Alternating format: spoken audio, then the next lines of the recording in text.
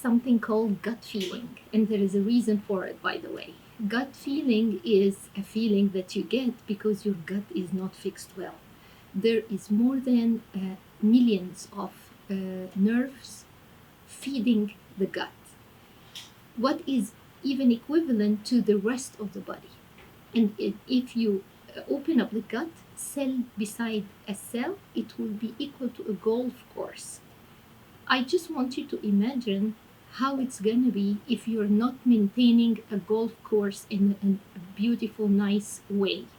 What happens is a lot of troubles. You'll have the shape of the golf course distorted, the surface distorted, the functionality distorted. That's exactly what happens when the gut is not working well. For the gut, in human beings, we have so many functions. We do absorption, we do digestion. It can be a transit. Sometimes the transit passengers can stay for a long time, so, which we call stools, and this will cause reabsorption of toxins. This can cause you to be fatigued, to have tiredness, to have headaches, a lot of symptoms, lack of concentration, even insomnia. You can't sleep well.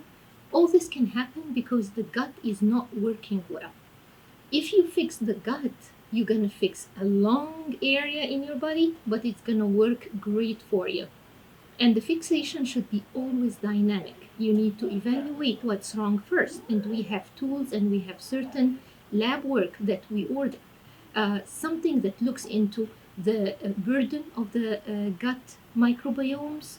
If you need adjustment of the bacteria in there, there is a lot of tribes that live with you.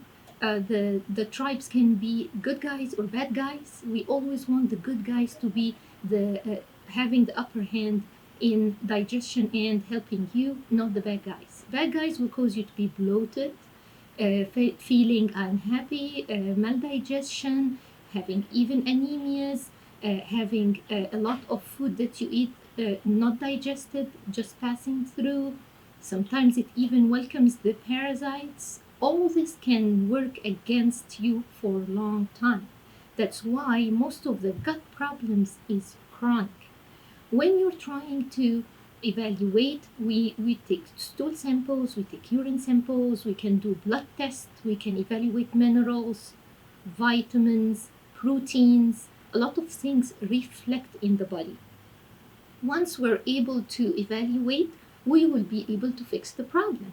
So if it's a malabsorption, we're gonna help you with the absorption.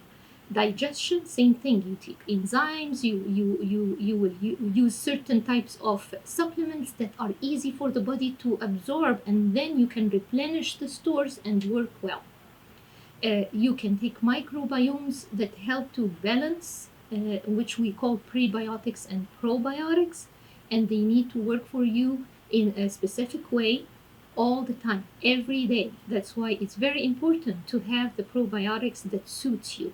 Some people can take probiotics and they get bloated or they develop diarrhea. And we can check at that time that the reason is you are having a small intestinal bacterial overgrowth or fungal overgrowth, what we call SIBO or SIFO. And that's another thing that we really need to evaluate with different tests. The short note is the gut is too big to be managed on your own. It needs evaluation on regular basis. If you do have chronic problems in there, you're not alone. There's a lot of people who are suffering, just trying to manage the symptoms with over-the-counter stuff, which really doesn't fix the root of the problem.